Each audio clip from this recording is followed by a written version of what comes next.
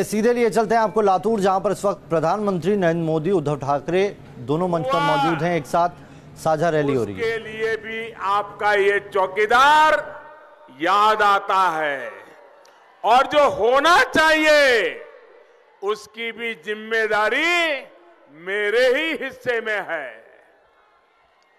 इसी विस्तार को विश्वास देते हुए संकल्पित भारत, सशक्त भारत बनाने का संकल्प हमने देश के सामने रखा है। साथियों, राष्ट्रवाद हमारी प्रेरणा है, अंत्योदय हमारा दर्शन है और सुशासन ये हमारा मंत्र है।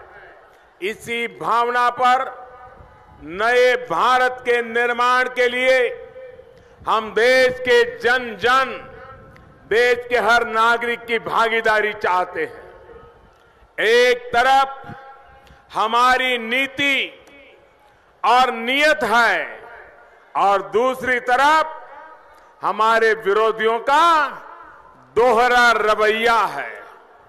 साथियों, आतंकवादियों के अड्डों में घुसकर मारेंगे,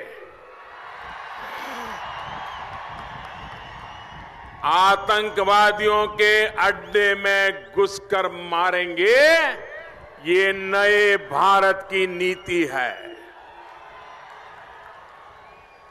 आतंक को हरा कर ही हम दम लेंगे, ये हमारा संकल्प है। जम्मू कश्मीर में राष्ट्रवादियों के मन में हमने एक नया विश्वास जगाया है। अब जम्मू कश्मीर में स्थिति सामान्य बनने का हमारा संकल्प हम सामने देख रहे हैं परिणाम को। साथियों, घुसपैठियों की पहचान का हमने वादा किया था। ये बड़ा काम हम शुरू कर चुके हैं। अब घुसपैठ का पूरी तरह बंद करेंगे, ये हमारा संकल्प है। नक्सलियों पर प्रहार और आदिवासी भाई बहनों तक विकास का लाभ पहुंचाने के लिए हमने दिन रात मेहनत की है। हम नक्सल माओवाद से मुक्त हिंदुस्तान का हमारा संकल्प है। देश की सांस्कृतिक विरासत को दुनिया भर में फैलाने का काम हमने किया है। इसी विरासत को हर प्रकार के आघात से बचाने के लिए तैयार करना, ये हमारा संकल्प है। आप मुझे बताइए, देश सुरक्षित हाथों में है या नहीं है? मैं आप सबसे जानना चाहता हूं, देश सुरक्षित हाथों में है या नहीं है?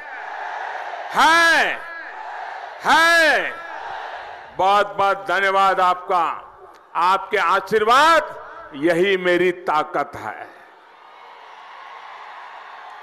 हमारी संस्कृति, हमारी परंपरा की रक्षा,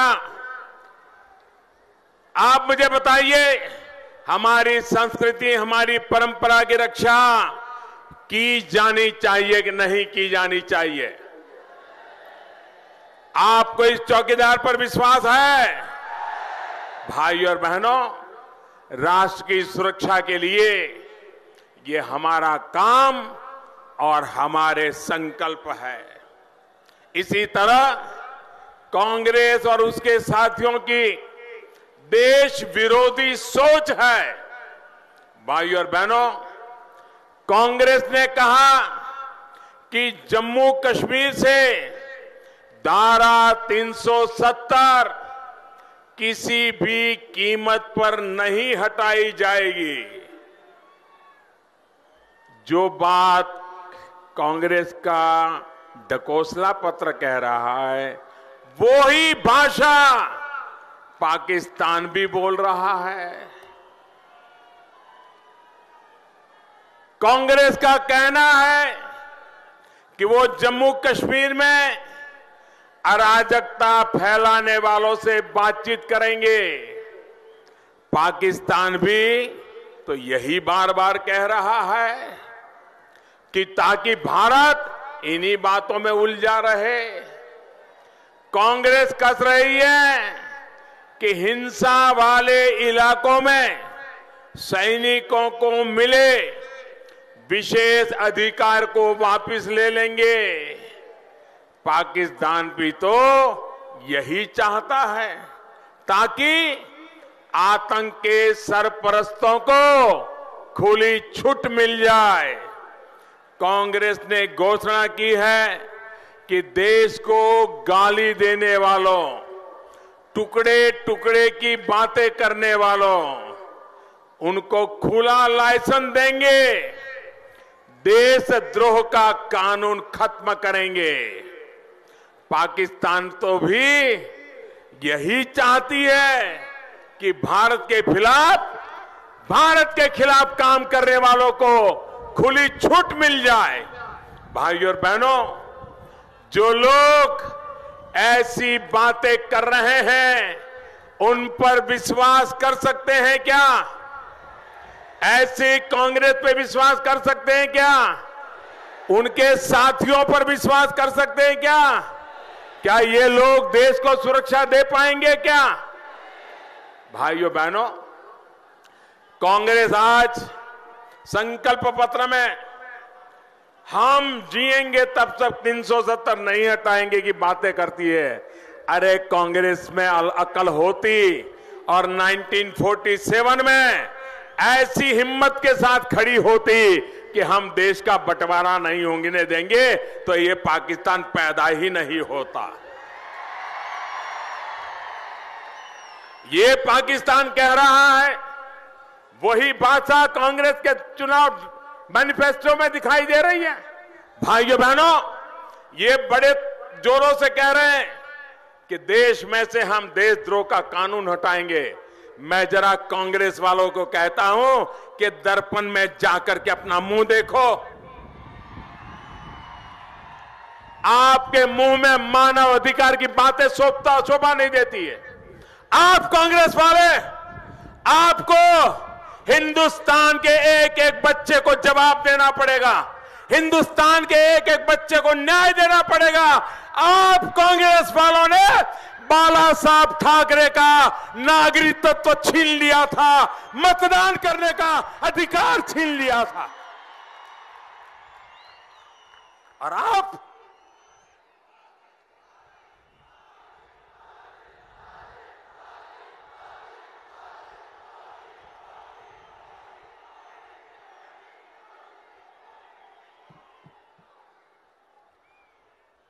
साथियों, कांग्रेस और उसके मिलावटी साथियों की वजह से ही देश में इतने दशकों तक सुरक्षा की ऐसी स्थिति बनी रही। अब तो कांग्रेस, एनसीपी जम्मू कश्मीर के लिए अलग प्रधानमंत्री चाहने वालों के साथ खड़ी हो गई है। अरे शरद राव,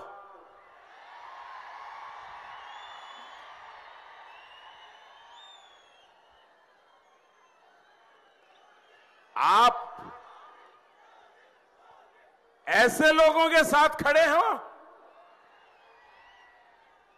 अरे कांग्रेस से तो देश को कोई अपेक्षा नहीं है, लेकिन शरद राव, आप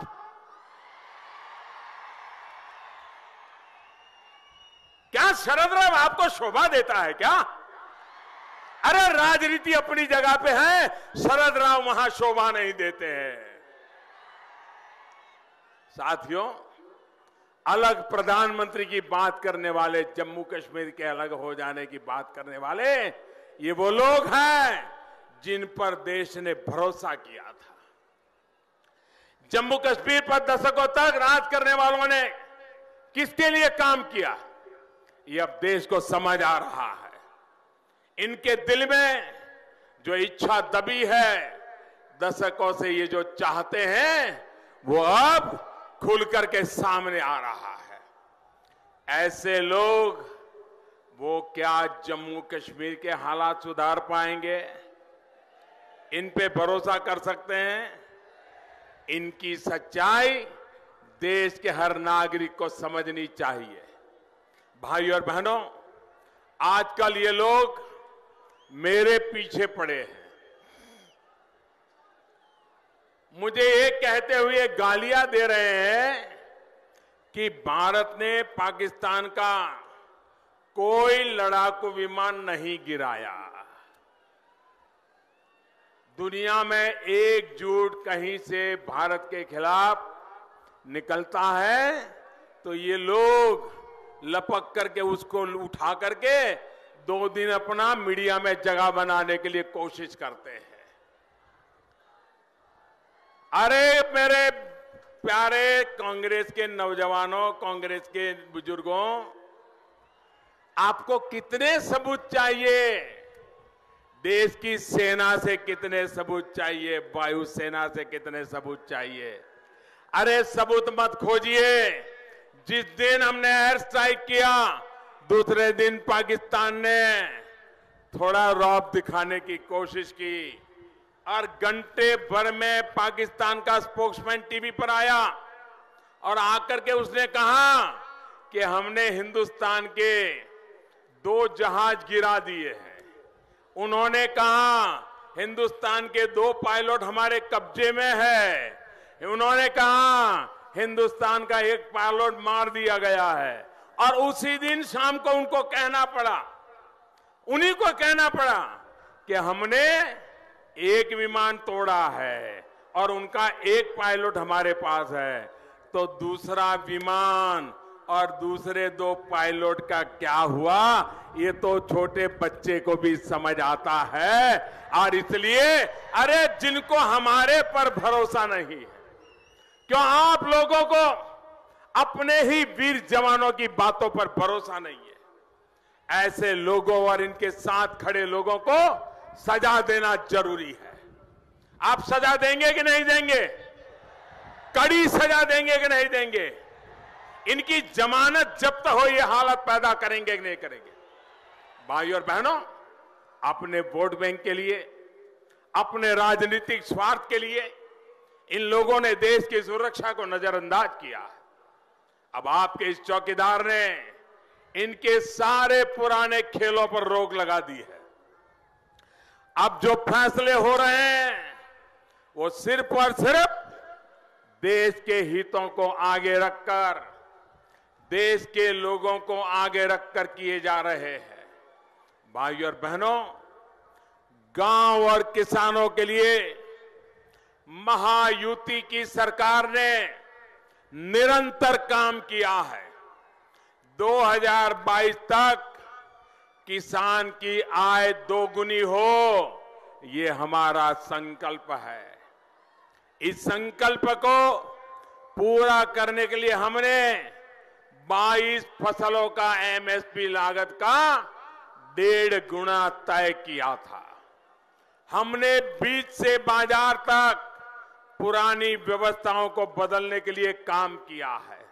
इसी तरह प्रधानमंत्री किसान सम्मान निधि के जरिए अभी 12 करोड़ छोटे और सीमांत किसान परिवारों के खाते में आज सीधे पैसे जमा हो रहे हैं। अब भाजपा ने कल जो संकल्प पत्र घोषित किया है, हमने देश के किसानों को वादा किया है कि चुनाव के बाद हमारी जब नई सरकार बनेगी और नई सरकार बनने के बाद पहले वाली जो हमने योजना बनाई है छोटे और सीमांत किसानों की, उसको आगे बढ़ा करके देश के सभी किसान परिवारों को ये योजना का लाभ मिलेगा। यानी देश के हर किसान के खाते में सीधे पैसे ट्रांसफर किए जाएंगे। साथियों, खेती के लिए पैसे की दिक्कत कम हो, इसके लिए ये भी महत्वपूर्ण बात मैं बताता हूं। खेती के लिए पैसे की दिक्कत कम हो, इसके लिए किसान क्रेडिट कार्ड से 1 लाख रुपए तक बिना ब्याज दिए आपको पैसे मिल पाएंगे, 0 ब्याज होगा।